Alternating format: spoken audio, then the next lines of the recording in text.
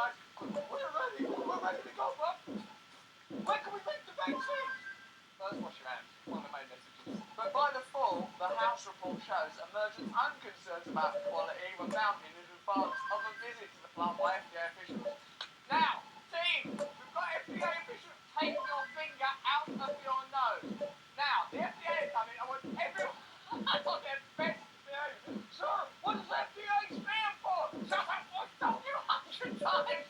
What are these goddamn letters, for Christ's sake? Before the inspectors arrived that September, a senior quality director warned executives that it would be critical to convince the agency that rapid improvements were underway. The director wrote that the company was not in full compliance yet, but added, "We are making batches now." In November 2020, one outside consultant to Emergent laid out the stakes in stark terms, noting the firm was deviating from current good manufacturing practices, or CGMP. This place is like 40 hours. Who's running this plant? Ultimately, Emergent will have to decide what level of risk they're willing to accept. Well, not much. It's like a vaccine in a pandemic. I learned my vaccine making on the streets, dog. I like to play wild. I don't go by the normal rules. Well, you do have to go by the rules. You have to go by the good manufacturing practices. You squares, I make my vaccine Gangnam style. This is one of those. This is one of those where you really better listen to me. They're actually on the edge now, look. Where you really better listen to me and do exactly what I tell you to. They should not be making vaccines down that bottom of one. They shouldn't be making Diet Coke, should they? They shouldn't be making anything that goes in anyone's mouth or body. It's alright, I'm stating very loudly. He's actually trying to shout in a letter. I'm stating very loudly that this work is non-CGMP compliant and a direct regulatory risk. Now, right, so someone had a government contract from your government, that is your money. You were paying for all this, was being told by external consultants, and it sounds terrifying, this geezer. If you've got a letter like that from your kid's school, the next thing is, your kid ain't coming out of school no more, innit? Or if you're from your boss, get out, you're fired. All he's been doing is the manufacturers of vaccines at a time when people are like, I'm worried, why them vaccines? We don't know, it's not been out long enough. How do we trust the people that, particularly that trouble plant in Baltimore? I can hear them listen to pain music. We'll let the dogs out. Oh, come on, you know, you're listening to them. We'll let the dogs out. Now, they're good guys down there, they're maverick vaccine makers.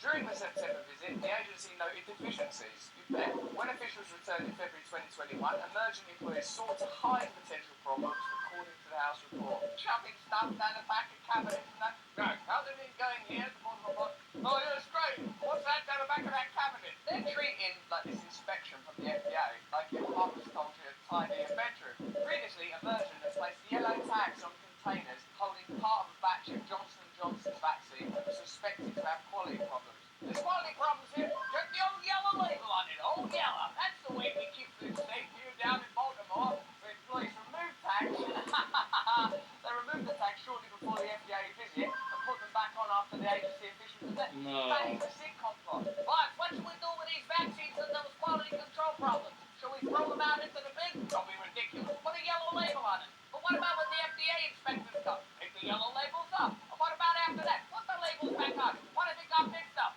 Quiet you! Who's running this laboratory? The Three Stooges! Senior managers and an executive vice president of the company were aware of those actions, the House report found. They went right up to the boardroom. We're going to do this yellow label plan. That sounds good, okay. What is the plan? We put yellow labels on the bad batch instead of throwing them away. Go on. And then when the FDA inspectors come, we fix the yellow labels off. That way they don't know we got a bad batch, see? Good, I like it. But what about after? We stick that yellow label straight back on. That way nobody gets a bad vaccine. I like it. Take the rest of the week off. I will have to, sir. I had quite a bad reaction to touching these vaccines. Better make sure none of these make it out into the market. Where's the goddamn yellow label? In an email obtained by the committee, an outside consultant Emergent wrote that the purpose of removing the tags appeared to be to avoid drawing attention to the potentially problematic containers. Those yellow labels, won't they draw attention to them? Well, yeah, that's so that we don't actually accidentally release them into the market. Well, take those goddamn yellow labels off of there! House investigators wrote that despite this apparent attempt to impede oversight, the FDA still identified serious quality concerns but granted Emergent some leniency. Well, I suppose the serious side of it, I mean, obviously there is a serious side to this. The serious side of it is that if that's what we know about, what don't we know about? Do you imagine that we know the totality of potential problems and complexity? Or do you think it's possible that there are things we don't know about? We know that things are concealed. It is good that this has come come out in the New York Times. It's good that there are processes, checks and balances that have revealed to us this information. Let's take that for what it is. But what it suggests is that during a climate where it weren't possible to have open discussions, where people were rallying to have Joe Rogan kicked off of the bloody airwaves because he was having open conversations about this stuff, where other people have been shut down, lost their jobs, livelihoods, like health care professionals who were reluctant to take vaccines were fired. And it's still complicated, still can't travel without vaccines and stuff. Seems like there's room for a conversation, doesn't it? You tell me in the comments below.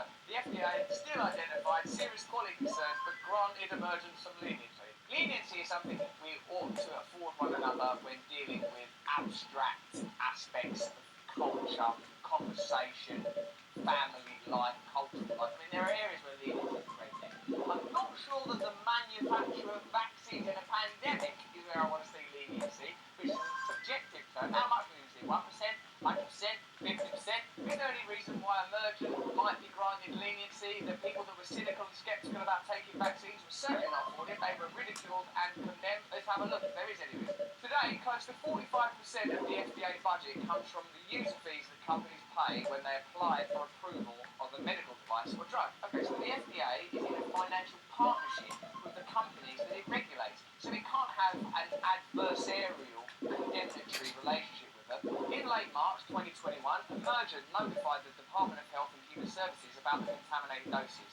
That set off a series of events, probably bloody ridiculous, that led to the House investigation and culminated with the Biden administration terminating Emergent's vaccine production contract in November 2021. There's no evidence that there are any contaminated doses released to the public, and the Johnson & Johnson vaccine, you know, with the yellow label switcheroo, that's not got any problems as far as I know.